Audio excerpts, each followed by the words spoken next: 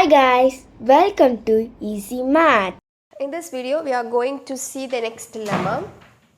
There is a lemma given here. If phi is a homomorphism of G to G bar, then first one you have to prove that phi of E is equal to E bar. E bar is the unit element of G bar. E bar is the unit element of G bar. What is meant by unit element? It is the identity element. It is none other than the identity element. Okay. The other name for identity element only the unit element. Therefore, first one we have to prove that phi of E is equal to E bar. This E bar is the unit element or the identity element of G bar.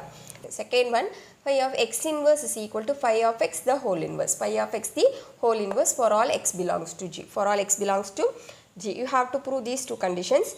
First one is you have to choose one element x from the group G. Okay, that x belongs to G. Then obviously we know that phi of x belongs to G bar. Phi of x belongs to G bar because it is a homomorphism from G to G bar, right? Now we can write this phi of x into E bar. Since E bar is the identity element of G bar, right? Therefore phi of x into E bar means we are getting phi of x. This phi of x can be written as phi of x into E because x belongs to G. E is the identity element of G. E is the identity element of G. Therefore, phi of xe.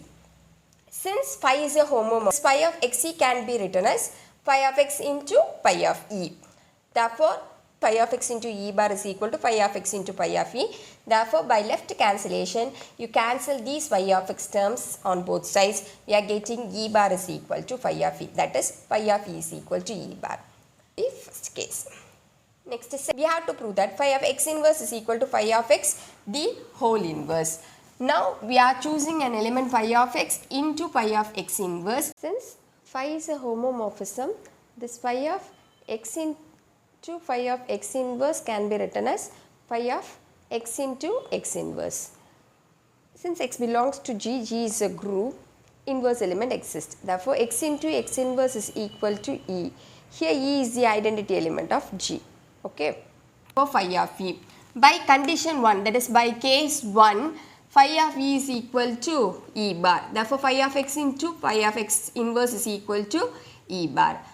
Hence, by bringing this phi of x to the other side, we are getting phi of x inverse is equal to phi of x the whole inverse. Okay, hence the proof for the second one. Hence the lemma. Thank you for watching. Don't forget to like, share and subscribe. Bye guys.